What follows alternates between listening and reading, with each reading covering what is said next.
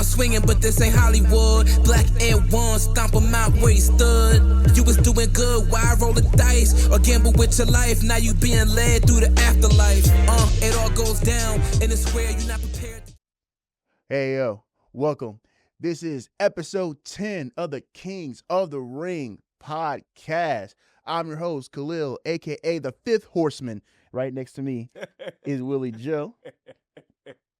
Okay, you got to do it every time. I see you. Mm-hmm. Next to me is Willie Joe. I'm going to chill today. Okay. We want to welcome you to episode 10 of of Kings of the Ring podcast, powered by Digital Bricks. This is a really special occasion because we made it to 10 episodes, 1-0. A little milestone, but a milestone nonetheless. So I want to thank you all for y'all support so we can keep on chugging past 10 episodes. On production today is Angel and TC. We want to thank y'all so much for helping us out as usual. How you been? I've been good, man. We had a little winter storm. Well, a kind of winter storm happened. Man. So I was in the house all weekend. Damn, but it was good, though, because I got to catch up on wrestling. Yeah, sure. I got a couple things. All right, I'm excited to talk about a little bit of today's subjects. There goes Vince. I'm excited to talk about today's subjects. So why don't we get into some highlights? Okay. All right, cool. So I don't have any NXT highlights this week, but what I do have is some AEW highlights. Of course. Happening on Dynamite. So after the previous week's battle between Maxwell Jacob Friedman and Bandito for the AEW title, his tag team partner, Brody King, comes out to the ring and also gets in MJF's face to request his title opportunity. Of course, nothing really came of that. It's just kind of like, hey, I want to get your title. And MJF said like, yeah, no, okay.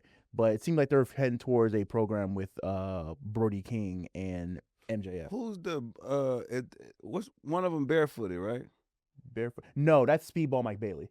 He's fire. We'll talk about him in a second. Yo, we're gonna talk about him in a second. I felt like I slided him last week or something did he fight MJF, right? Last week he fought Bandito, but he did have a thing with MJF in the past. Yeah, that dude dope. Yeah. Go ahead. Okay. Yeah, all right. So we got a Speedball yeah, I like fan. Speedball. All right. Next we got a street fight I want to talk about between the Death Riders and the Don Callis family. Specifically in the Death Riders, there's John Moxley, Garcia, as well as Wheeler Yuta, versus Romero, Hachicero, and Lance Archer. Really good match. It's a 3v3 street fight. Really, really good. I love the exchange. And like how chaotic it was. Really good match. That's all I got to say about that. Death Riders as well as the Continental Champion John Moxley continue to impress.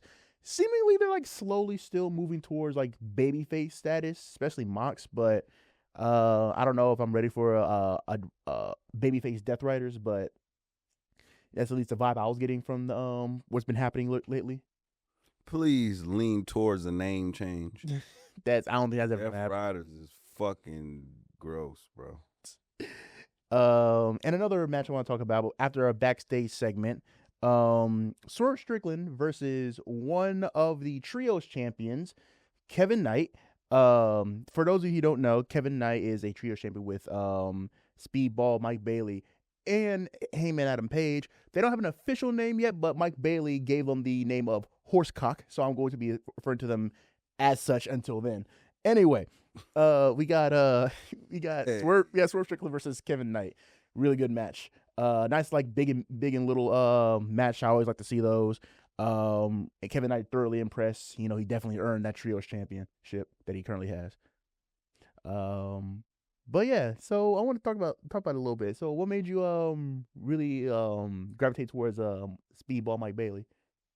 So I was just watching just a lot of random stuff this weekend, and I was like, man, I didn't catch AEW, but I was like, let me watch the highlights. But something actually was Instagram. Instagram had a clip, because, on our Kings Ring podcast Instagram, follow a lot of, like, wrestling stuff, so it follows AEW. Yeah. So AEW did a clip of Speedball, And I was like, hold on, this dude fire. Like, just the way he doing his moves and all the time. So it made me go back to YouTube and watch a actual match of his. Mm-hmm. I was like, I actually like him. I'll tell Khalil I like this guy. Yeah, he's really good. He's really good, really talented. And he's been rocking and rolling. I hope I can see him like do some stuff on his own. But him as a trios champion right now is pretty good. So that's on my AEW highlights. AEW need to sign that dude I showed you. The one with the music though. Yeah, I know his name. God, I forgot his first name. It's something Sosa. Yeah, exactly. And I saw he was working the ring too. He's really good. So sign him, he fire. A lot of unsung indie talent that seem to be like next up. That Ricky Sosa, thank you. That seem to be like next up. So there's like this one dude in the overalls that's like also really good. I forgot his name as well. But he's really, really good. But it seemed like they're all gonna get opportunities. Like it seemed like them like blowing up off of like internet notoriety from like for whatever is like the key for them to like get to that next place. So cool, Ricky Sosa. All right, next let's go to SmackDown.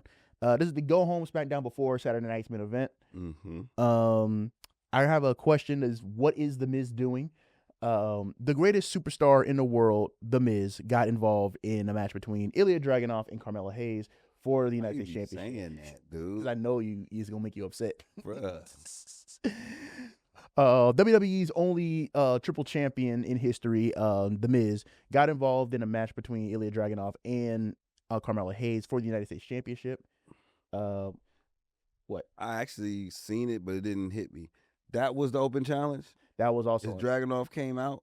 Kind of. It wasn't like an open challenge. It was more like a request to face each other, like a kind of a mutual sort of sportsmanship thing. I think Carmelo is like now a babyface, like definitively. Even though he's like kind of acting the same, I think he's like kind of like more lighthearted with notes. But it was like hey, can I get a shot? He's like, yeah, sure. And it seems as though like this is less about helping out Carmelo than fucking with Ilya Dragunov, that who he seems to be heading into a program with. But the match itself was pretty good. Yeah, they always deliver. We got a Jacob Fatu and Cody Rhodes segment in the back. Love it. Amazing. Love it. He looks like a monster. He looks like an absolute like demon coming back. The Samoan werewolf is being presented as like this dominating force to take on basically the quarterback of the company. So that's really exciting. I love how the match didn't even start, or just whatever was supposed to happen didn't even start. Like it just went to brawling, and it builds up the anticipation. What's crazy is I didn't even think I wanted a Cody Jacob feud, but now I kind of do. Yeah, like I didn't think I wanted that either, but like especially that one move that Jacob did, the triangle dive outside onto Cody and a whole bunch of like producers and stuff. I always knew Jacob was really good, but like this like kind of solidified. If he can like hang with Cody Rhodes, like this can like set him up to be like world champion like soon, you know? Do you think this will lead into a triple threat elimination, or this can go all the way to WrestleMania?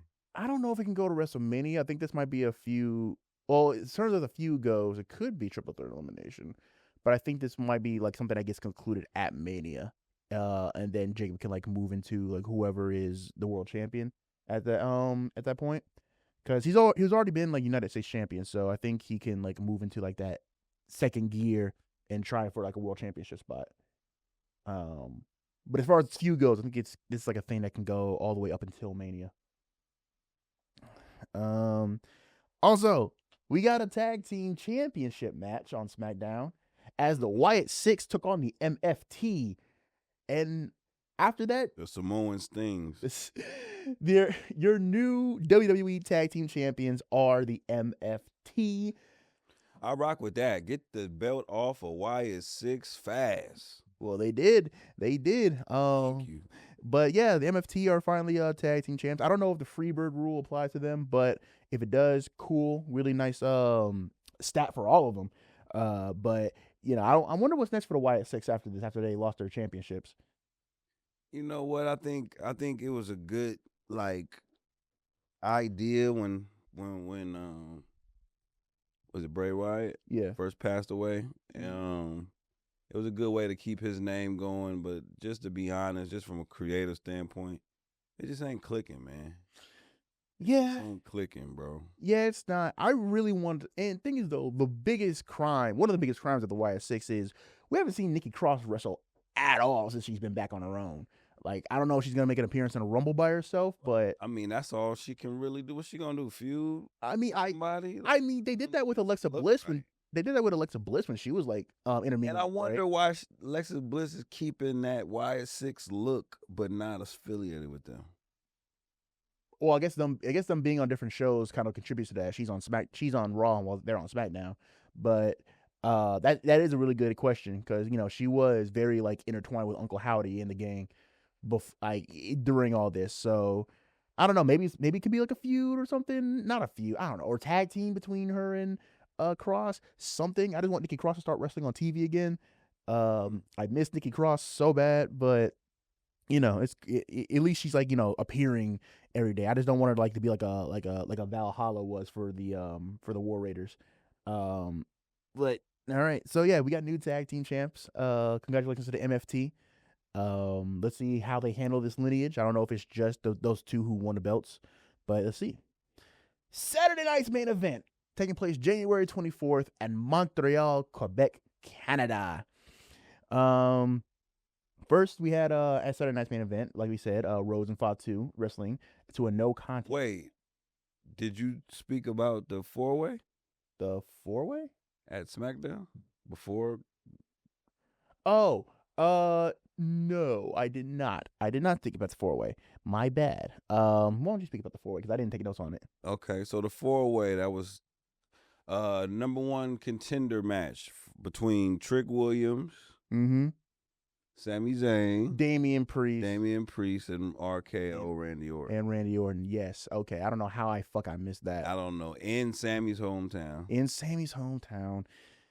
I know Sami Zayn won that match. Yes. I don't know why I didn't even take notes on that, but it is cool to see Sami Zayn finally get an opportunity.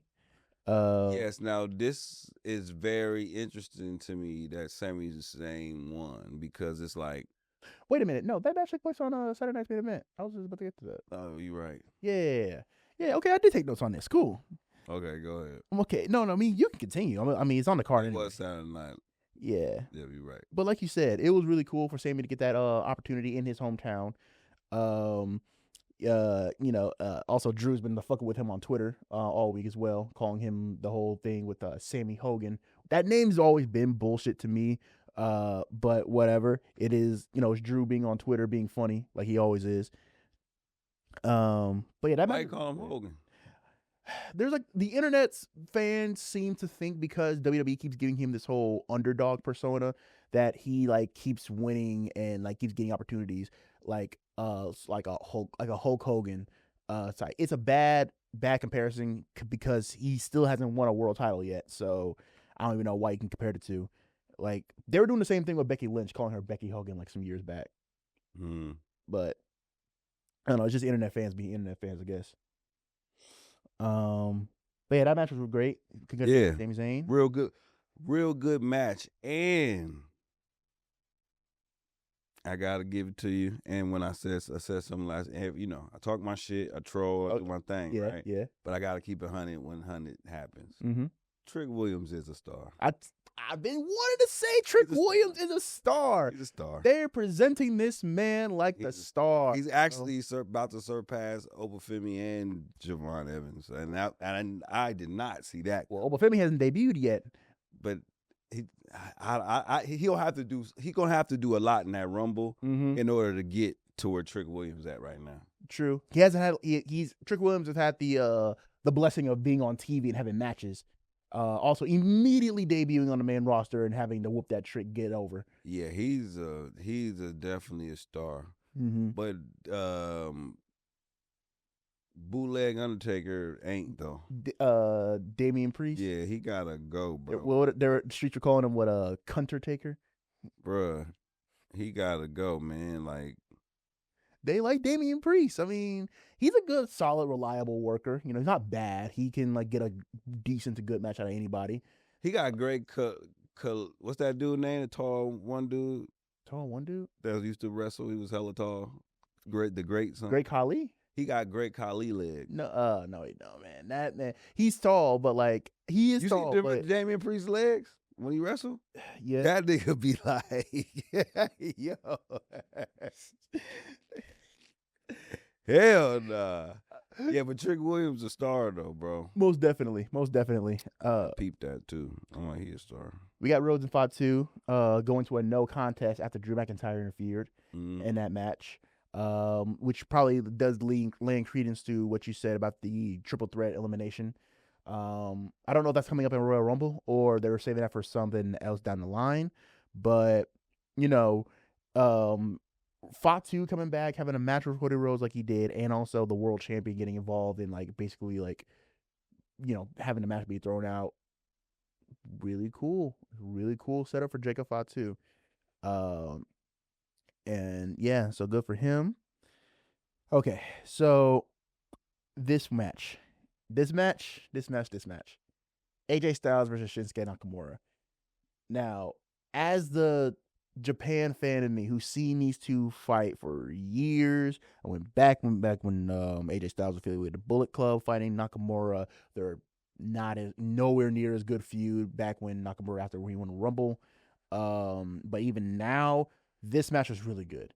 It was really good. It felt like finality, which is crazy when it comes to these two.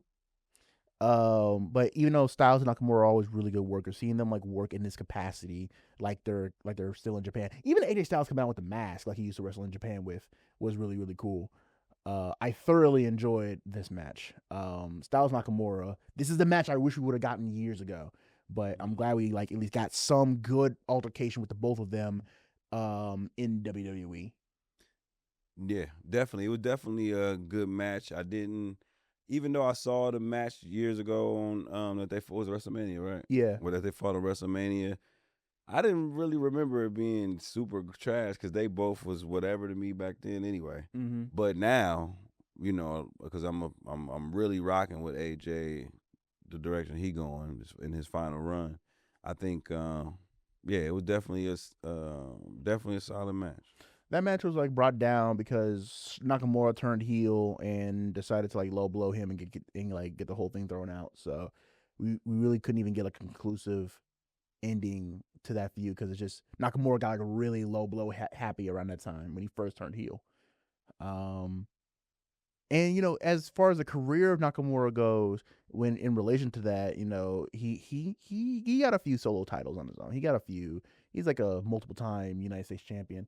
Mm-hmm. So, you know, do I wish he would like reach the heights that AJ Styles did? Of course I do. But at least this match, it was really good. Yo, I seen a match where, how you say his name? Nakamura? Where he battled Brock Lesnar in Japan. Oh, yeah, that match is not good.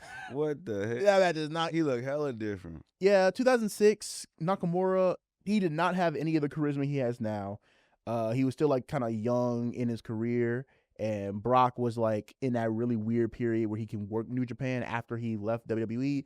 That match was not good. It should have been good, but it's not. It was not good. But I'm really glad you like saw some Japan stuff willingly, so that's pretty cool. You went out of your way to see a Japan match.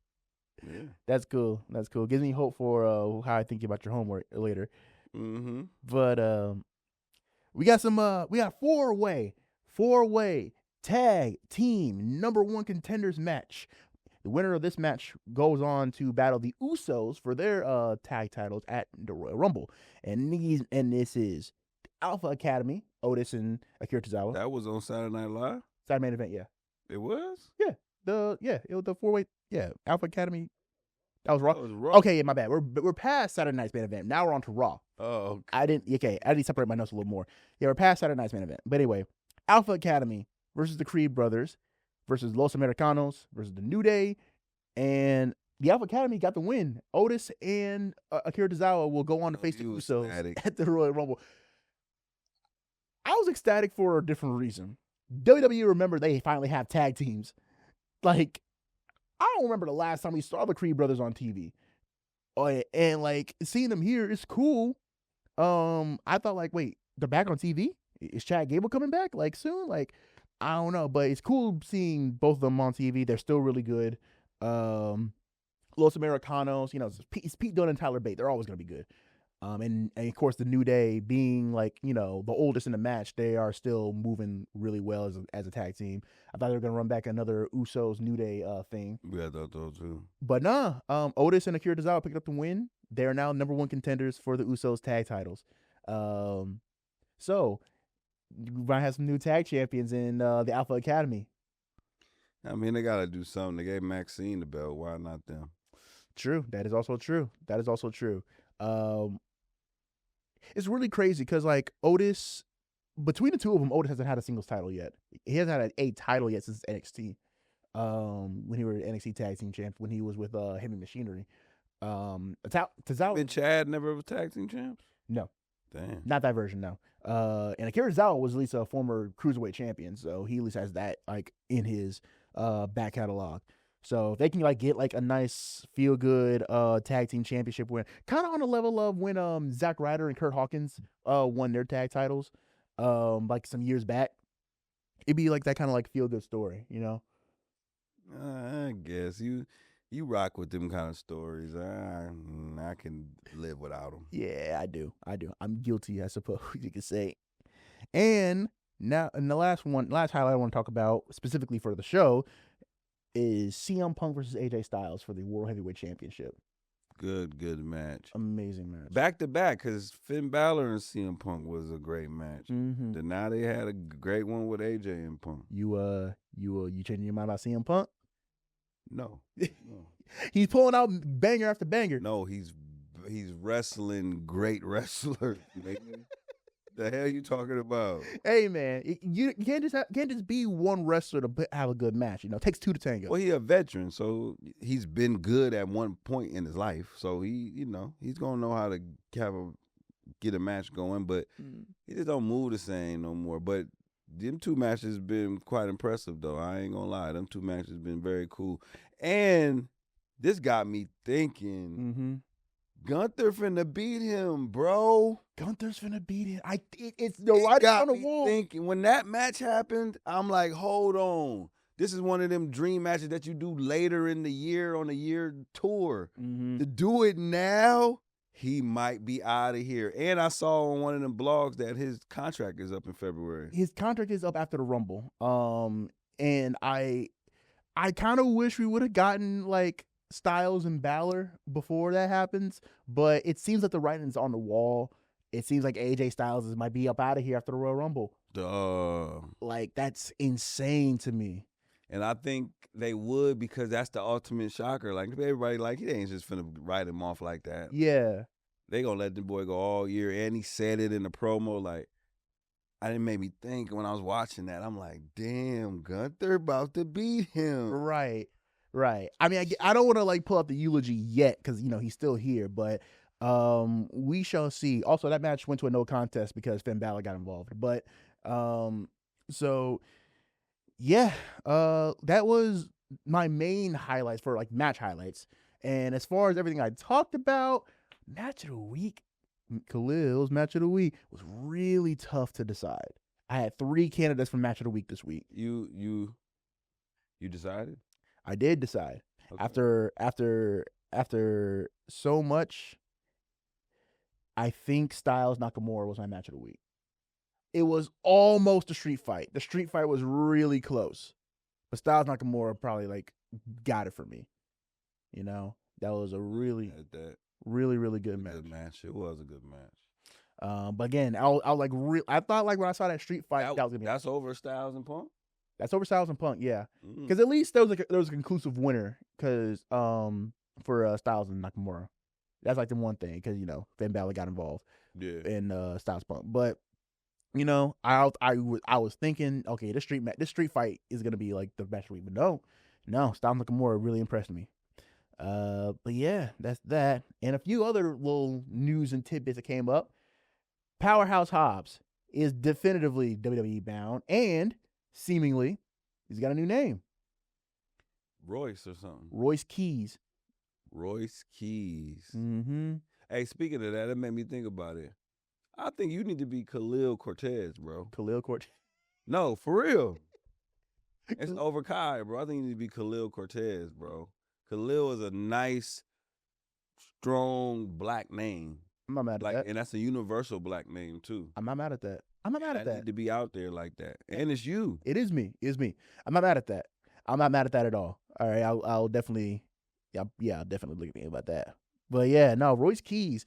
Apparently Royce comes from like the name of his son. So a little fusion of that. So I don't know if we're gonna be seeing him in the Rumble, maybe like after the Rumble, or maybe like after Mania. Yeah, if he did do the Rumble, him and Oba having a face off would be fire. It would be. It would be fire. Another thing, Tommaso Ciampa is leaving. Don't do that, man. Don't do that. You said that like that's a big deal. It is a big deal. Fuck records. Nigga, see you later, alligator.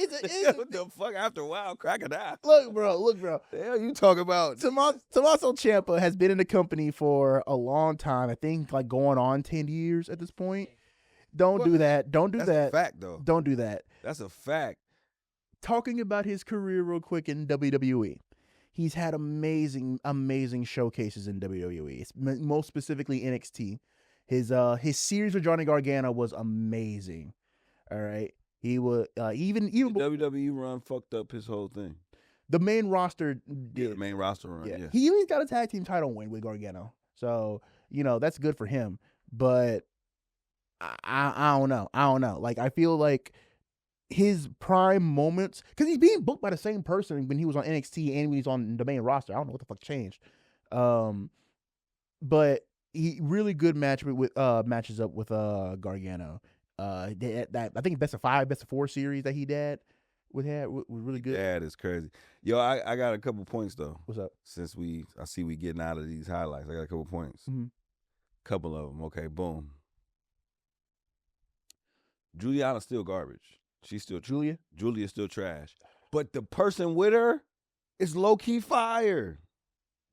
The girl that looked like the manager and then she just wrestled. Oh, yeah. Alba Fire? She fire, kinda. She's actually better than Julia. I wouldn't say whatever her name is. I wouldn't say that. Hey, watch. She cooking right now. They bro. could make her like, put her over like as a big thing with Julia, but as far as like prowess goes, I don't know. I'm really biased. I'm like looking at her past career, but and I know y'all might think I'm tripping, but Raw got something going with Breaker and Adam Pearce. That's something there. Yeah, there is something there. Like Adam Pearce get back in the ring. Breaker should snap. Like I act like I forgave you, like for putting hands on me for like something gotta happen. Like I like that synergy right there. Yeah, something gotta happen right there. Hey, I would love to see Adam Pearce get back in the ring one last time. That'll be I peeped that. I'm like, okay. Like we got 2 general managers that were former NWA champions. If both of them one of them kind of like Nick need to step it up. Bro got you looking crazy. Adam Pearce is cooking right now. Have you seen Nick Aldis in the ring? No, I'm talking about as a general manager. Oh, general manager. Yeah. I mean, he's kind of like more. I thought he was gonna get back in the ring when Randy Orton RKO'd him twice, but that didn't happen.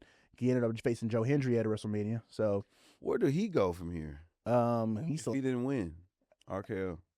Randy Orton. I mean, he's like you said. Everybody's like in a coast phase. He's 20 years into his career. He come back from almost career-ending back injury. If he just coasts for now, or he goes after Drew McIntyre for his title, that could be cool too. I don't know what's next for Randy Orton, but it could be a lot. Specifically. And okay, last thing I want to bring up is something you're not gonna give a fuck about, but means something to me. There's a wrestler from New Japan. His contract ended, and he's seemingly WWE bound, and his name is Evil. Now he's a really good wrestler in New Japan. He had a team with Tetsuya Naito in Japan, really good. He even turned on his partner to go join the Bullet Club. If I can describe him, he's like Japanese Jacob Fatu. So he has a really like intimidating, like domineering presence behind him. He's really good, like rough brawler, powerhouse type wrestler. Really, really good. If he is WWE bound or AW bound, it's cool. But yeah, seemingly he's coming over to the States to wrestle. So I hope to see Evil prosper. But yeah, so what's up? What's up this week? But yeah, that's cool. So I heard you got a rant this week. Yeah, I was waiting You was waiting? because it goes with our topic. Oh, okay. So we can postpone that for a minute, and we can get in. What is there anything? Oh yeah, we can get into the Royalists. The Royalists. The Royalists. So you asked me. There's a lot of Black history in wrestling, but who are the best Black wrestlers of all time? And I got 5, along with my patent pending, tried and true honorable mentions. Yes. But I guess I'll start off this time. Okay. Top 5 Black wrestlers of all time. Number 5, gotta be Ron Simmons. Ron Simmons came into the game with Butch Reed and managed by Theodore R. Long as a tag team known as Doom. He's the first ever Black first Black WCW World Heavyweight Champion. Mm-hmm. Had a really good career as Farouk Assad as well during when he debuted with that blue bullshit. But then he moved to the Nation of Domination Farouk, and then that's where he got good. Start cooking. Mm-hmm. Definitely. Really good faction. What was the name of the tag team in WCW? Didn't he have a tag team with another Black dude? Doom. That's what he came in with Butch Reed. Yeah, Butch Reed. Yep. And he was managed by Theodore R. Long. Doom. Yep. Had a really good tag team with Sting and Luger. So that's the thing that happened with them. Also, who can't forget the APA? That when first the Acolytes, then becoming the Acolyte. I hated when it was that. You don't like the Acolytes? Mm-mm. They seem to roll as like some sort of him and Bradshaw were in wrestling for a long time. They seem to operate as like sort of gatekeepers in wrestling. They always wrestle new talent, be stiff as hell with them. And, they make, famously they tested the Dudleys, they tested the Hardy Boys, they tested also that one tag team from ECW that didn't make it. I forgot their name, Public Enemy. But really good matches. Oh, and of course, after being the Acolytes, they transitioned to being the Acolyte Protection Agency, the APA. And after classic. And after Bradshaw went off on his own, he was still around a lot because he coined his damn catchphrase, which got us some mileage back on the roster too. So Ron Simmons. Bet my number 5, man. It's a 2-way tie. Because both of them were the 2 first Black wrestlers I ever seen. Okay. And, really got me on some, dang, it's Black wrestlers. That will be Coco Beware and Junkyard Dog, man. Okay. So, you know what I mean? I'm OG in here, so, I'm going to shout out the originators. You know what I'm saying? So, yeah, Junkyard Dog, he just was, back then it was fire, and then came out the chain around his neck. You know what I mean? Yeah. Old country guy doing his things. When he talk on the promo, sound like he got overalls on, like, you know what I'm saying? Yeah. All type of stuff. And then Coco Beware was entertaining, man. He was like one of the first forms of entertainment. You gotta think he was doing all that around the time when Hammer and all that was coming in and being popular, like a little bit before Hammer, but breakdown time. But still that little space where it's just all about entertainment, Cyndi Lauper, all that type of stuff. So Coco Beware. And the bird, he had the bird. Yeah.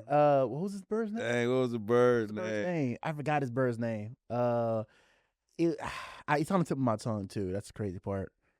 I'm sure I'll be let know in a minute. But yeah, okay. Coco Beware and Junkyard Dog. My number 4 is Mark Henry. Pops. Not Pops. Not Pops. See what happened? Even he didn't like that statement. We need a Mark Henry one of these. Probably, yeah. Mark Henry came in, little known. He was at the same Olympics that Kurt Angle was at in 1996 Atlanta ones. He debuted around the same time as Kurt Angle did too. He came into the game as Sexual Chocolate, was his thing, partnering with being satellite members of the Nation of Domination, partnering up with D'Lo Brown, even getting a European title tour championship. First major angle, which apparently I think was a punishment, was a Mae Young hand thing. So he was a presence then. He came back after like a little bit. After a little minute, became the world's strongest man. He got 3-6 Mafia entrance as well. Being managed again by Theodore R. Long, who was Teddy Long at that point. Into the game. A little bit later, always like being presented as this like big dominating force as a heel or babyface. Though I will argue he always works better as a heel than a babyface. He's got 2 world title reigns under his belt. That's another thing I need to correct for myself a few years back. CM Punk is a 7-time world champion, not a 5. But Mark Henry 2-time world champion. Being the ECW champion once and the World Heavyweight champion once in a Hall of Pain run that basically solidified his career. Facts. Hall of Pain was really good. I'm really glad they put that on him and not that whack ass nigga Tyrus. But it's cool. It's cool. Mark Henry got stellar Hall of Fame career working for both AEW and WWE as well. Great programs with the Big Show, with Daniel Bryan as well. So yeah, Mark Henry. Mark Henry, man. My number 4 is Mark Henry as well. Okay. Your dad, your twin flame. I'm gonna need you to chill, bro. Yeah. So you already said enough for him. So Mark Henry. All right. Number 3, I got some lady representation here. Number 3 is the CEO, Mercedes Moné. You gotta talk about black wrestlers, and you gotta bring up Mercedes Moné, whether she was Sasha Banks or whether her. Oh, your 2-in-1 gonna be interesting because go ahead. Or it's like Mercedes Moné has to be talked about in terms. Vince, I feel the same. Has to be talked about in this conversation. She was one of the horsewomen of the new age of women's wrestlers in WWE. She was in that elite class with Bayley and Charlotte Flair and Becky Lynch. She was involved in the first ladies Hell in a Cell match between her and Bayley. Really good stat. She's always like a great presence, multiple time women's world champion as well. Really good feud with Naomi as well. Good and a nice little feather on her cap that calls her to leave was her tag title run. But even in AEW, she's like moving crazy as a CEO, Mercedes Moné. Like I said, moving crazy. It's crazy. 12 titles. In what world do you have 12 titles at one time and not be moving crazy? Come on, bro. A Tony Khan world. Who no matter if it's a Tony Khan world or a McMahon world, I just did a partnership with Office Depot. We just created a belt, Office Depot belt. Let's put it on fucking Mercedes Moné. Then that's another belt. That ain't lineage. Solidified, bro. You got 5 belts from Staples and fucking Total Wine. The indie titles that she has, and she has fairly come into contact with by being good. The stat in and of itself being platformed upon a black wrestler like that is really cool. You got to put a C. Like, yeah, that's the only way you got to put it. That's the only way you can put it to make it make sense. But even then, she's like a really good wrestler on her own. Like, I can tell if it was like a bad wrestler who's like given this spot and then they just like decide to push her to the moon, then it'd be different. But that on top of her being like a really good wrestler as well, really good. Her feuds with Time with Tony Storm and Chris Statlander at AEW really good as well. Can't wait to see where her career goes. Number 3, Mercedes Moné. Oh, Lord have mercy. Okay, my number 3, showing what a real female on your list look like. What you gonna say? Bianca Belair, dude. Okay. That is who you should have fucking said. She did everything that you needed to do. If she wasn't injured, she would be having the year of her life right now. And Jade Cargill would have some kind of relevancy because Bianca's here to save her. Bianca has done the most, bro. She's looks the part, can wrestle, athletic, has a gimmick of her own. You put out the long ponytail, you know exactly who that is and what that is and everything. She ain't got to go to no other company and get 90 belts to try to be relevant. She just stand on her own. You know what I'm talking about? She bad. No disrespect, Montez, but she bad, though. Bianca Belair, man. Number 3, EST, man. I'm not mad at that. Like you know. I'm not mad at that. She's actually one of my honorable mentions. I'm not mad at that, though. Number 2 killing me is Booker T. Number 2 is Booker T. 30-plus year career. You're rolling your eyes right now, and I can't wait to hear what you got to say. But 30-plus year career, came into the game with his brother Stevie Ray as part of Harlem Heat. multiple time tag champs, great feuds with the likes of. Man, he better not be number one. I don't know who I'm talking about, but it's only like one definitive number one. But like anybody mixed can't be number one. Let's just put that right in there before. I am tired of this whole biracial ain't black discourse. I knew that was your I'm so tired of this biracial ain't black discourse. Because your number two should be number one. My number two is Booker T. Listen, 6-time world heavyweight champion. Great matches with as Harlem Heat as part with his brother Stevie Ray.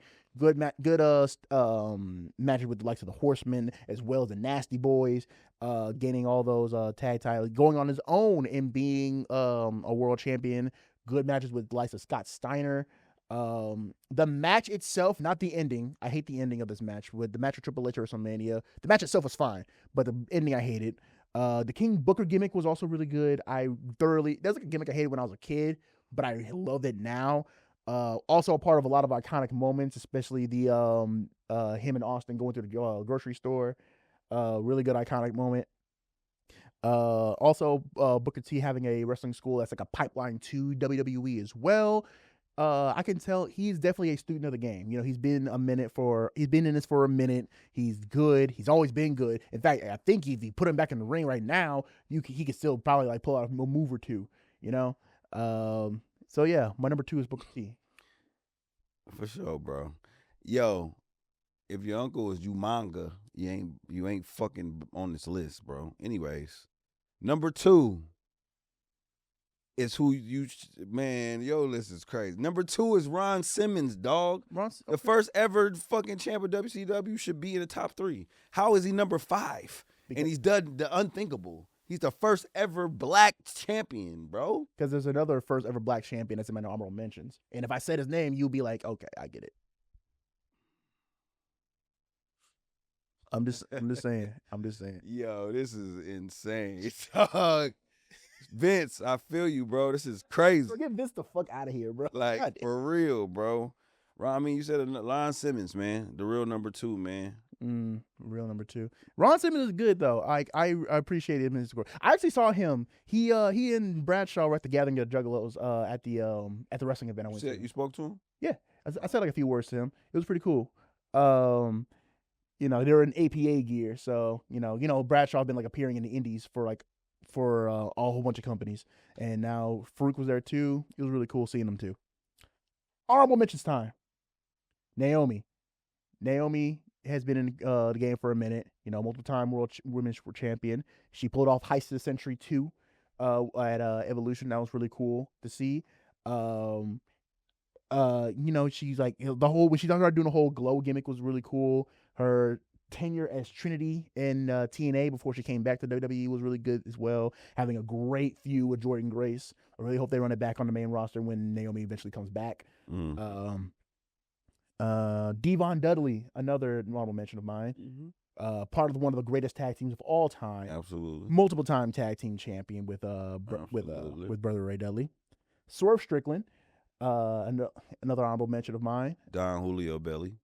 Look, man, that man's fucking power cleaning my fucking squat. He can look however the fuck he wants, bro. If you like what's called if you power cleaning like 500 pounds, look however the fuck you want, bro. You got it. You fucking got it. Kofi Kingston, another honorable mention of mine. Also as an asterisk, Xavier Woods as well, but mostly Kofi Kingston. Not Big E. Big E's career, not Big E. Whoa, not Big E. He's good, but I don't know if I want to put him on this list though. Keith Lee's not on here either. But thank you, jeez. But first African-born WWE champion. You know, part of one of the greatest tag team champions of the modern era, the New Day. Day. Multiple time tag team champion, multiple time Intercontinental and United States champion. This man's done it all. You know, I think he's a Grand Slam champion too, because So, you know, Kofi Kingston. And my last honorable mention is R-Truth. R-Truth, Ronda Truth Killings, whatever you want to call him. Now, that's the first black NWA champion of all time. He won it back in 2005 against Ken Shamrock in TNA. Great, like, reliable worker. I felt like he should have had at least like one world championship run in WWE. Now I'm not hoping that for that, but it's really a shame that he's like in ring career got like diminished after like a spot with Grayson Waller some years back. But when he was like doing the dancing thing, when he was partnering with Road Dogg all the way back when, and when he was in TNA having his anti-white gimmick, won him his first world championship as a black man in the NWA. And when he came back to WWE doing the rapping thing in 2008, his little partnership with John Morrison, with Kofi Kingston, him going crazy with the whole little Jimmy thing when he turned heel, the Awesome Truth stuff, his United States Championship run as well. R-Truth, and him being like thoroughly entertaining and funny for years, puts him on this list. So Ron Killings, R-Truth, K-Quick, whatever you want to call him, is my last honorable mention. One more honorable mention is New Jack. I gotta mention New Jack. Fire. My honorable mentions. Too Cold Scorpio. Mm-hmm. Oh yeah, great talent. Dabrowski. That's the first person I seen flipping off the ropes, like, and doing all kind of shit. I was like, damn, who is this dude? Mm-hmm. I enjoyed Jay Lethal. Jay Lethal's great. Like, especially when he mimicked Ric Flair. Mm-hmm. Funny. And he wrestles very well. Like, should have put him up. That last match when he wrestled Ric Flair when Ric Flair was hella old. Yeah. That was pretty cool. Cool match. I know it's a few of them I'm not thinking of. Virgil kind of could wrestle. Yeah, no, he was a wrestler before he got partnered up with Ted DiBiase. So even after he was straight, or even during when he was this boy and getting into tag teams and certain things with him, he was all right. I'll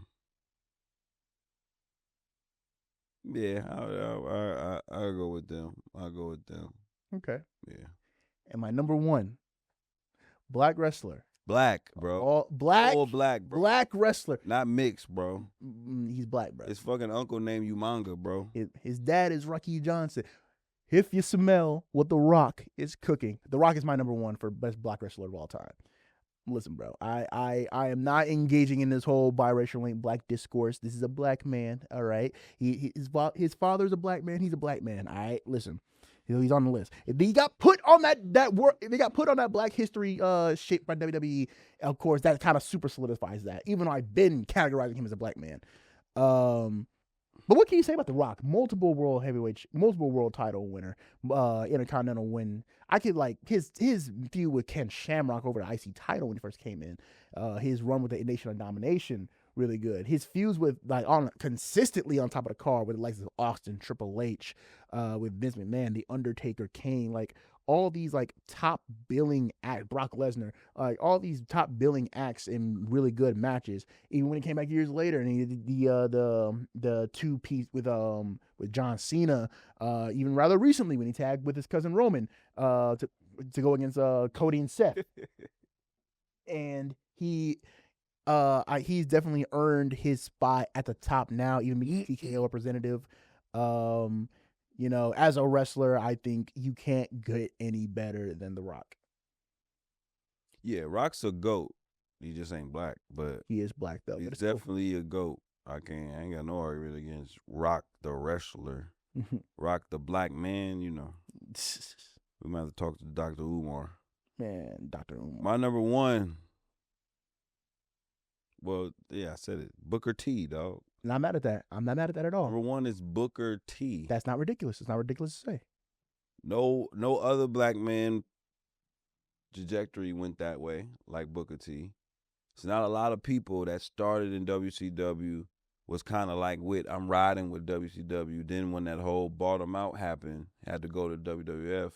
No one really, it wasn't a lot of people, unless you was Ric Flair or something like that. It wasn't a lot of people that took that transition well. Mm-hmm. Like they wasn't the same Buff Bagwell, ask all them kind of people. Big Papa Pump, ask all them. Like that transition didn't go well for them, but it went very well for Booker T. Mm-hmm. He went even more up in WWE when he finally got over there. And Harlem Heat is one of the best black tag teams of all time. Mm-hmm. Like, and that's his brother. Like, and they from Houston. Mm-hmm. You know what I mean? And he broke Trick Williams just from commentating. You can't say too much more about my boy, man. I ain't mad at that. All right, cool. So that's our top 5 black wrestlers of all time. Next list.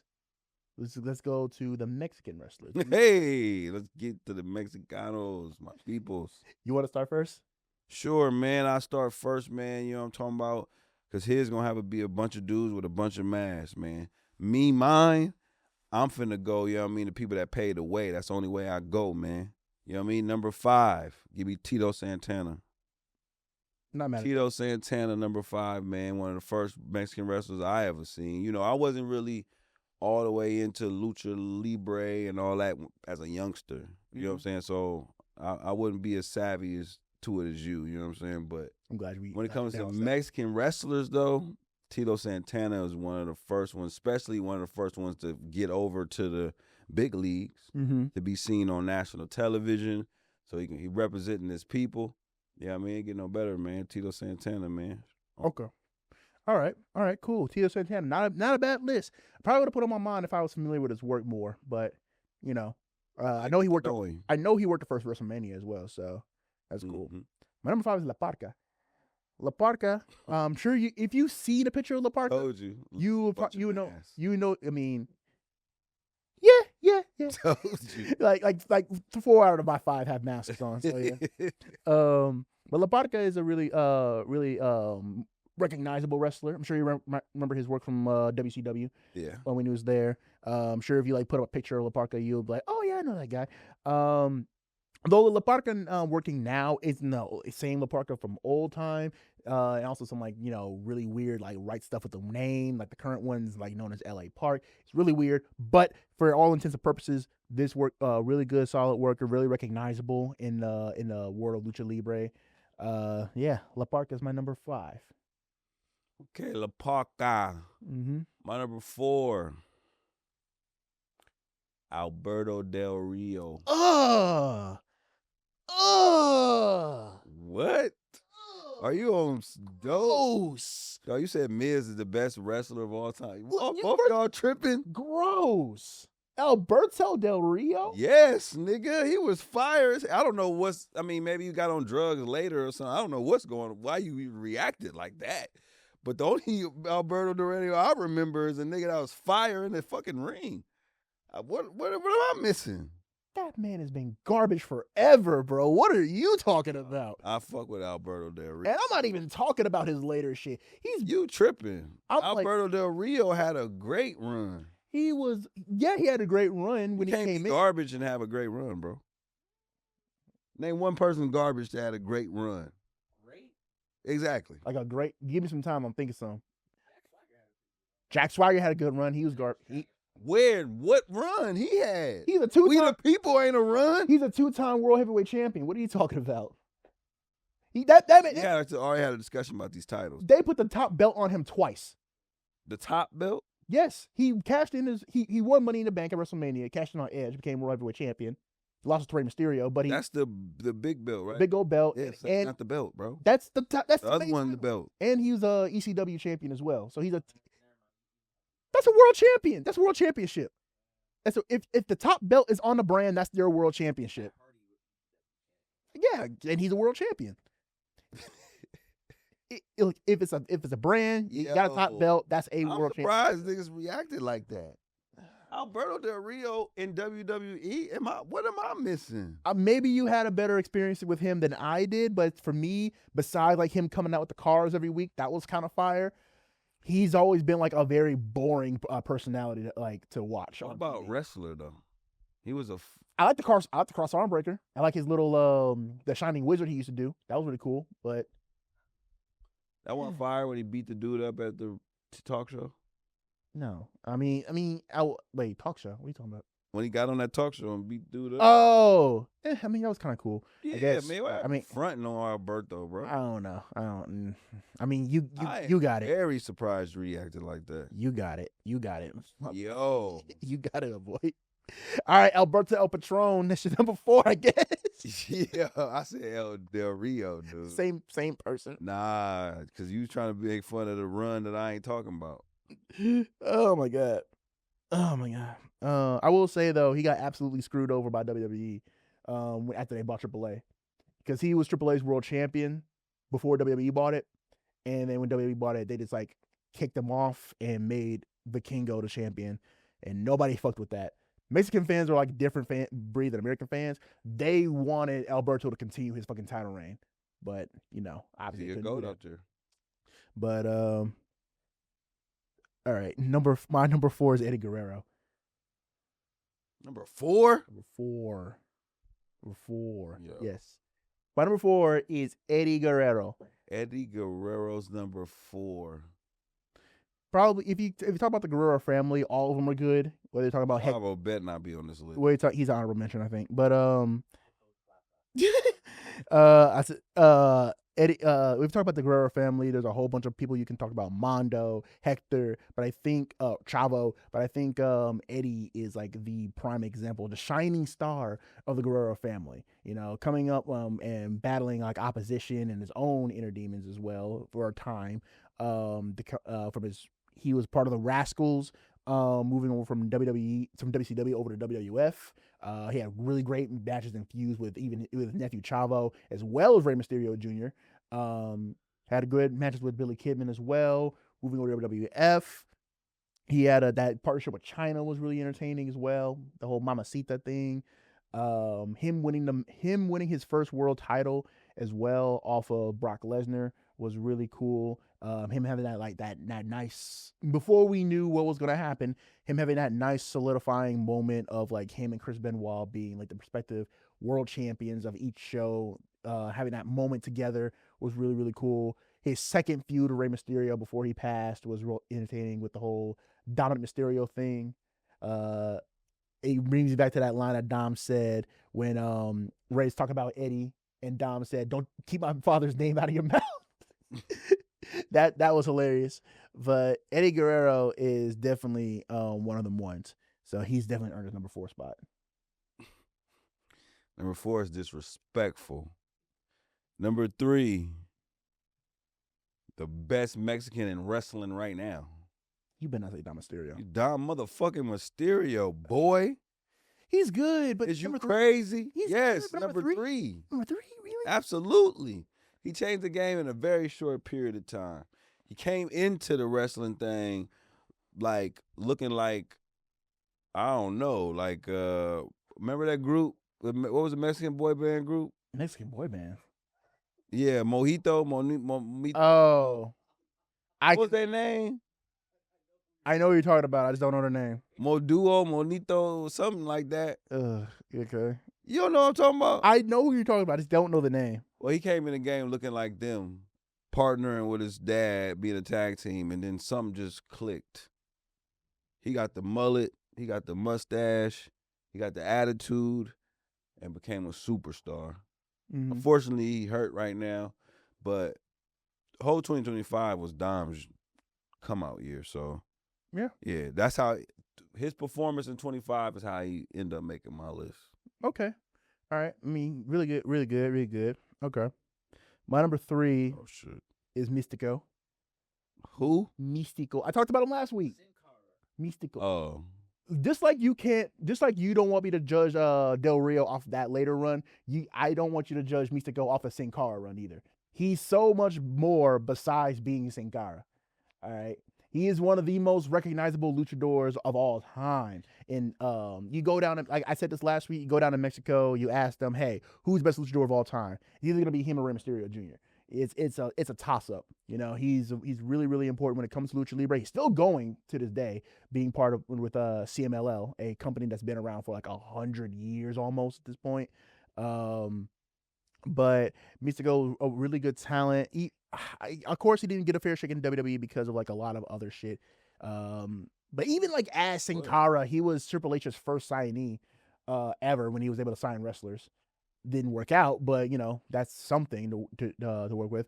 But even like recently, he had a feud with MJF in CMLL, and that was really good. His feud with MJF was really, really good. So if you're gonna say anything from Mystico, I could give you a whole bunch of matches, but that one would probably be the easiest to get into. But yeah, Mystico's my number 3. Okay. My number 2, you already said him. Latino Heat, Eddie Guerrero, man. Okay. A GOAT. It's only person, the reason he ain't number 1 is only because of one person. So I don't even know what your last 2 is, but one's already missing from your 2, so it is what it is. Eddie Guerrero, man, superstar. Mm-hmm. Great in the ring. Mm-hmm. Can wrestle with a pencil and make it look good. Like Definitely. Like he's so fire. He made a nigga like Chavo Guerrero relevant, bro. Like without Eddie being on the roster, bro, nobody would have gave a fuck about no damn Chavo Guerrero. Feel me, Vince? Like Vince would have been like, get him the fuck out of here. Chavo, Vince hired Chavo. What are you talking because of Eddie, bro. Man. Anyway, number 2, Eddie Guerrero. Rest in peace, man. Rest in peace, Eddie Guerrero. My number 2 is Rey Mysterio Jr. My number 2 is Rey Mysterio Jr. The current Rey Mysterio that we all know. Yo, you just said if you go to Mexico and ask them who the greatest luchadors are, they would say Rey Mysterio or the Sin Cara dude. And Sin Cara dude is number 3 and Rey Mysterio is number 2. Yes. So a nigga that they won't even say is your number 1? No, they'll say who my number 1 is. They'll know who my number 1 is. I should add an addendum to that right now. But I'll get to that when I get to my number 1. Rey Mysterio Jr., what can you say about him? He ain't number 2. 30-plus year career. You know, working for all kinds of, whether it was like his time in WCW, Rey Mysterio Jr., you know, taking on the persona of his uncle, Rey Mysterio Sr., having great matches with, again, Chavo Guerrero, Chris Jericho, Eddie Guerrero, Billy Kidman, when he unmasked for a little bit. I always said Filthy Animals, Rey Mysterio has I got a soft spot for Filthy Animals, Rey. When he came to WWE, had his feud with Kurt Angle. He had another feud with Eddie Guerrero that was really good. Him battling all the way from number 2 in the Royal Rumble to become, eventually World Heavyweight Champion at WrestleMania, even though his title reign wasn't good. But, he basically was able to do that and get his first world title reign in WWE. His feuds with Dom, also great. And technically, he performed for AEW for a little bit because he was at the first All In back in 2018. Really good stat there. His matches in Lucha Underground, his matches in all across the world in Japan. Rey Mysterio Jr. is one of them ones. As far as Americans who go and his influence now, today, as a current active wrestler, you can't get better than him. But it's all time. I do got one more, but I'll save that for my honorable mentions. Rey Mysterio Jr. is my number 2. All right, so who's your number 1? Or honorable mentions, man. Yeah. My honorable mentions. First, you got to go Conan. Okay. Conan for sure paid it. We wouldn't have Rey Mysterio without Conan. That's a fact. I don't know nothing to think about. What the hell? Okay. Hey, I like them, but they ain't being showcased right. But I like them. The LWO dudes. Oh, all of them in that group? The tag team ones. So Joaquin Wilde. One's Joaquin Wilde, Dragon Lee. Nah, the before ones. Not my bad. Not the one that was with Escobar. Angel Garza. Yeah. Okay, they're part of another group. They're not LWO. They're another group. Legado del Fantasma. Yeah, them. Yeah. All that. Pablo Escobar for sure. You mean Santos Escobar? Santos Escobar for sure.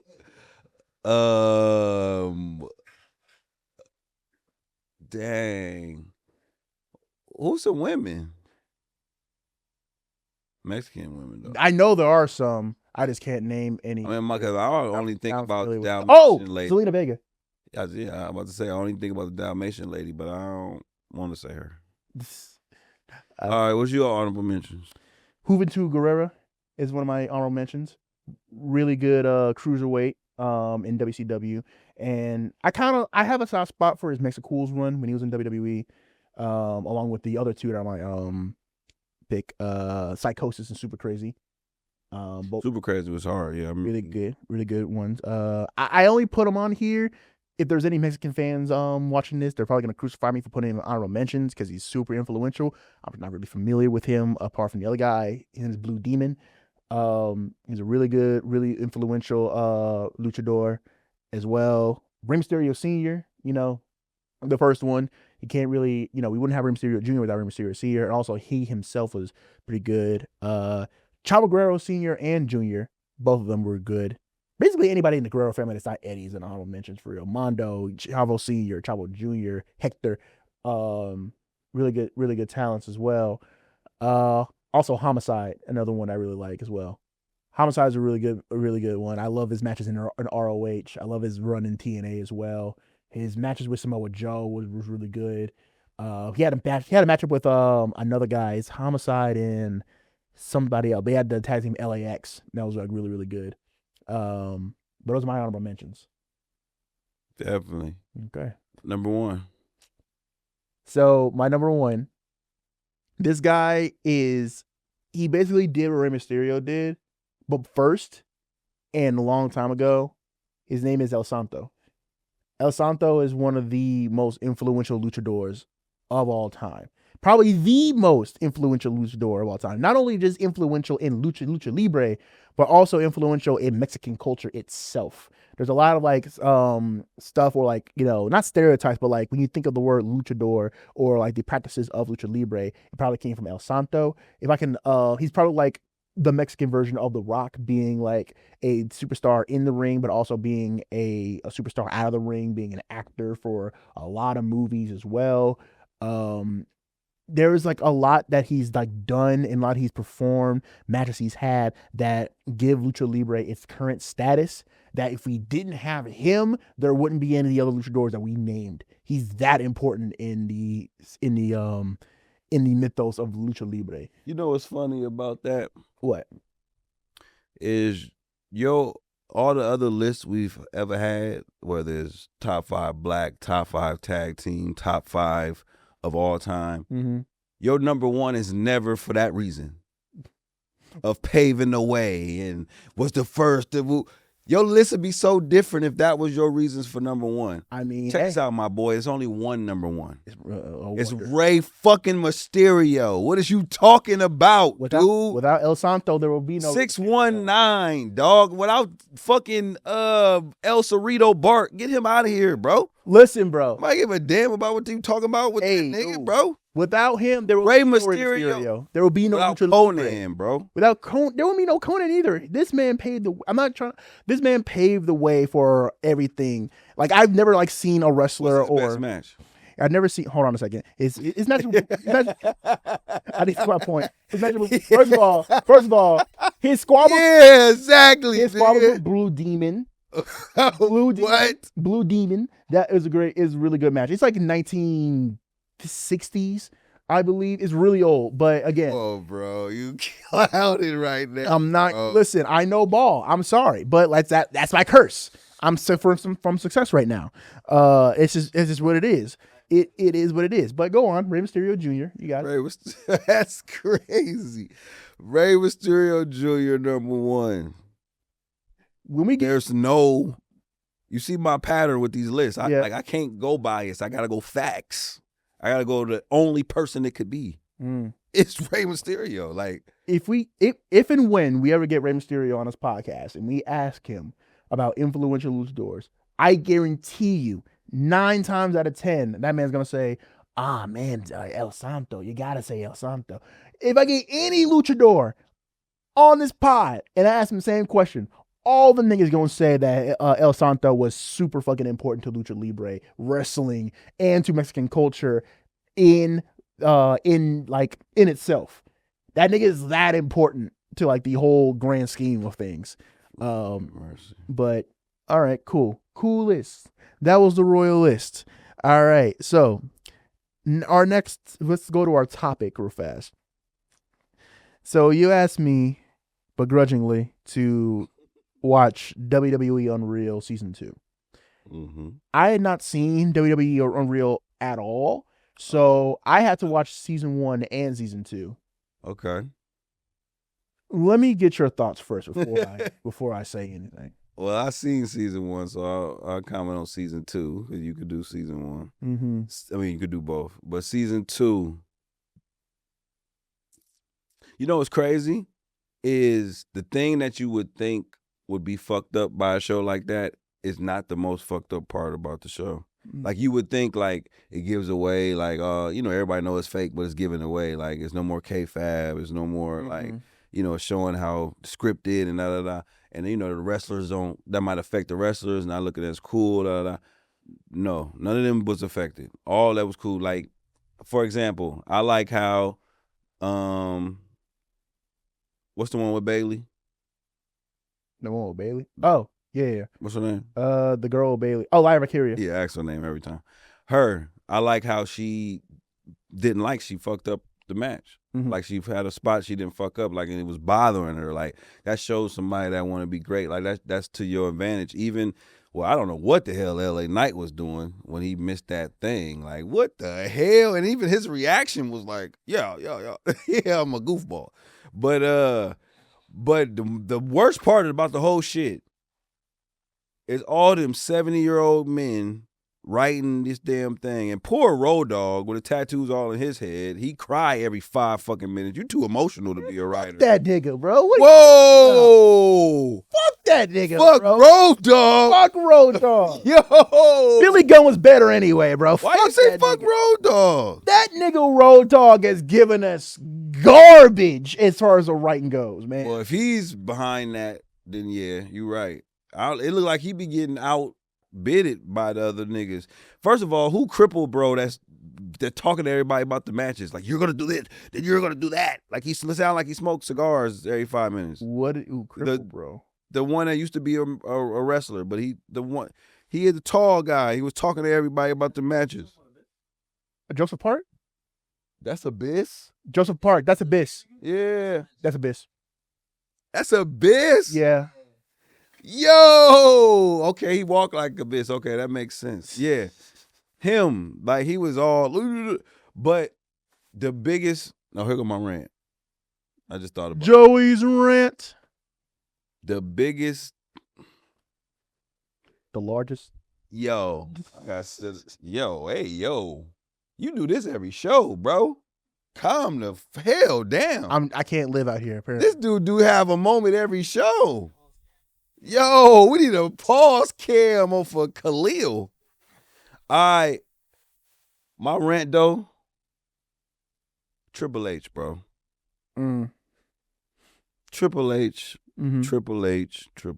Ball nigga, yeah. Now, shout out to my nigga Miles. My nigga Miles told me I got to be cool with these rants because I'll fuck up our sponsorships and people want to do business with us. Mm-hmm. And I told him I got him. But that's going to be after this, though. Triple fucking H, man. Paul, how you say his last name? Levesque. Paul Levesque. Check this out, dog. When I saw the little commercial for the 2K shit, right? He walking around with Wise Man. He got the little leather coat on, like he's super cool and shit, right? Mm-hmm. And then they unveiled that it was him. How do you pull that off? And it made me think about, he had the same fake-ass reaction when they told him he got Hall of Fame in the fucking WrestleMania. Now it made me really think about, damn, you behind all this shit, bro. At first, I thought niggas was just giving you love because you too humble to say yourself. No, you behind all this shit. You said, put me on the cover. Give me Hall of Fame. Let me come out and say, are you ready? Like, we give a fuck about that. And then this Unreal, though. Unreal showed that he's in the way. And I never looked at Triple H like that. He's in the way. Like a motherfucker, bro. This is amazing, bro. Like, literally, he's in the way, man. Like, he fucking up. Like, Triple H is the problem. I never knew that. I never looked at it that way, bro. That Unreal unfolded that Triple H is the problem. And I don't think Triple H need to get the fuck out of here like the rest of the people that be in my rants. Like, I just think you need to get it the fuck right. Like, you know what I mean? Get out your own way. Start listening to other people. Like, You know what I mean? Because you got this thing that he does where he makes it look like he listening to everybody, but all he gonna do is just say his decision. I noticed that in that Unreal. Like, he makes it like I got 5 minutes with you. Everybody want they 5 minutes with it. Remind me, kind of remind me our little setup. But that shit funny. Everybody want 5 minutes with the nigga though, man. What you think about this Unreal? What do I think about Unreal, huh? You want to know what I think about? Yeah, what you think, man? This shit should not exist, bro. Like, at all. If you're gonna exist, I believe Cody said something about it earlier, that it should be like relegated towards like the old shit, like stuff that's not currently going on right now. Oh, the behind the scenes old footage. Yeah, like I saw like a video and it made me agree. Like, the stuff we're seeing right now, I shouldn't be seeing till I hear it on like the Let Me Talk to Your podcast in 2048 with LA Knight. You know, like my main problem with Unreal is that it shows off potential incompetence. And like, it's this desire to like tell people, are you enjoying the show? Yeah, it's all part of the show. When like, you're just telling me that, I'm not saying you can't write. Obviously, you got the job for a reason, but you're giving off decisions and like you're just showing off like hella incompetence. Like, in season 1, I got pissed off with the whole Chelsea Green thing, right? Mm-hmm. Chelsea Green, amazing wrestler, always have been an amazing wrestler. And yet like I hear that nigga in the what's it called? In the writers room talking about, well, we put the belt on Chelsea Green. Who are we gonna have face? What happened to your women's division, boy? Like, what happened to your women's division? Like, you were saying like, oh, who are you gonna have her face? You should have thought about that before you had all your women either released or doing some bullshit. Mm-hmm. Like, you released Sonya Deville earlier this year. You released Shayna Baszler earlier this year. You got fucking Candice LeRae working Evolve for whatever reason. Candice LeRae should not be on Evolve. She's way too good for that. But you've had like this like big pool of women who want to come in and work, and yet you're stuck with the same 5 or 6 women who are doing the same thing because you keep releasing them or making them do stuff that they shouldn't be doing. Like, the only thing I really agree with right now is like the whole like Natalya storyline going on with Maxine Dupree, and I agree, that's kind of cool, but like, if your problem is like, oh, who are we gonna have her face, then like, either you're telling me you have like so little like different faces for your women, or you haven't developed them enough to like where they can be worthy contenders. Like, there's like hella women working the roster right now that we barely even see. Michin, B-Fab, Candice LeRae, like I said, not like there should, like, these should be like some women that you need to be developing to get to that spot to where they can be worthy title contenders. With such little titles in the women's division, well, it used to be, not anymore. Like, you have like a lot of options for who goes for what. And I understand some of your women are injured. Piper Niven's injured, so you really can't do the whole Secret Herbist thing. That's why she approached Jordan Grace to join her with that thing. You got like, you know, other people on other brands. Bianca Belair's injured. Naomi's out being a mom. Like, I get that. I really do. But like, at the same time, why you got Bayley in the back doing like segments and just doing absolutely nothing? You know, why am I seeing the same 5 women on my TV screen every single week? Not that they're not good. They've earned their spot. You know, I know Rio are your tag team champs right now. You know, and you're doing something with Asuka and Kairi Sane. You're doing, and you know, Jay Cargill was your world champion and all that, but still, it just lands credence to like your roster is so pitiful because you got these women doing what exactly, and that's just the Chelsea Green episode. Don't even get me started on that R-Truth bullshit, man.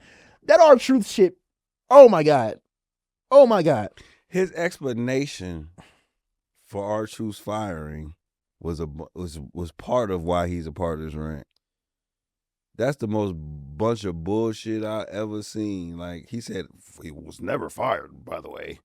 Then why the hell would the nigga say it? Why would you got Triple H saying he was never fired? You got Road Dogg saying he was like what's going on? And also Road Dogg saying like, I'm sorry, but I'm sorry, I like the guy, but it has to.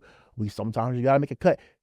First of all, you were a tag team with this man. Like, I know that was years ago, but you've been a tag team with this man for a long time. Whether it was K-Quick and Road Dogg, or whether you're our 3 Live crew or 4 Live crew in TNA. But like you just kind of like seemingly just like brushing this man off like he don't matter to you is kind of insane.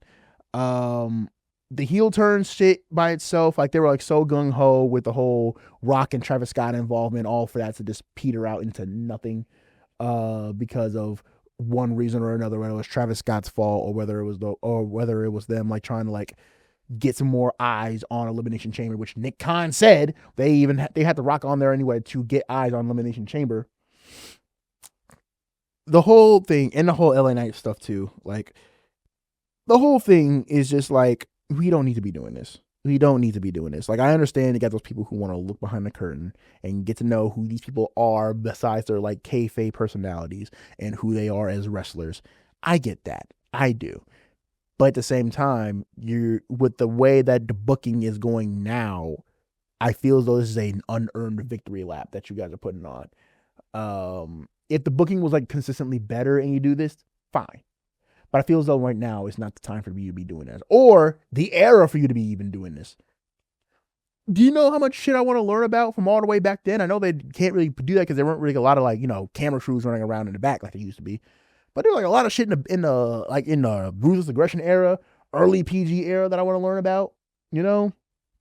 Like, you can stick a camera in the writer's room and talk about like this and that. Like NXT is, I wouldn't be mad at NXT having that kind of thing. But you're right, the main roster, you kind of fucking it up, and Triple H got to definitely get it together.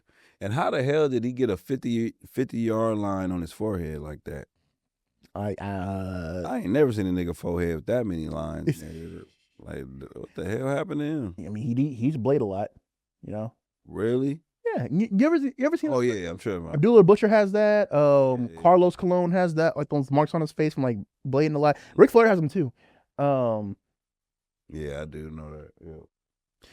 But yeah, so you fucking with Unreal season 3 because it's coming. I don't want a season 3, man. I want this shit to be over, but if they're gonna do it, then I guess I can't stop it. But I'm gonna just have to see where it goes from here. Like, I have to see where it goes from here because I don't know what they could possibly do. Yeah, TKO seeming too money hungry. They kind of fucking the groove up a little bit. Understatement, man. But fucking, I don't. That's the topic. And your rant, of course. Let's talk about your homework. Okay. Last time I assigned you Kenta Kobashi versus Misaharu Misawa. You did. And I want to know how you feel about that match. Dope match. I didn't know who the hell either of them was. Mm-hmm. So it's it's a little weird following a match and you're not familiar with the wrestlers. I ain't did that in so long. Mm. But it was a cool match. The one in the orange shorts, that was Kenta Kobashi. He's the better one to me. Mm-hmm. Like, I like how he would be doing those multiple chops. Like, yeah. Like, he is definitely fire. The styles are different too than America too. It's a little bit more enjoyable as far as their style of thing. But like I always tell you, the same thing with AEW. When there's not a story connected to it, it's not a build-up connected to it, it lacks, at least my old school fan, it lacks the emotional connection in the match. Mm-hmm. Like, it's just like a bunch of, whatever spots I think is cool, that was my moments in the match instead of like this whole thing where I just, you know what I'm saying? But yeah, I enjoyed it though. 97 All Japan Pro Wrestling was something crazy. It's cool that you enjoyed that. Now I'm gonna get you a little bit more familiar. You've seen matches by all three of these people, but you probably haven't seen them face each other like this.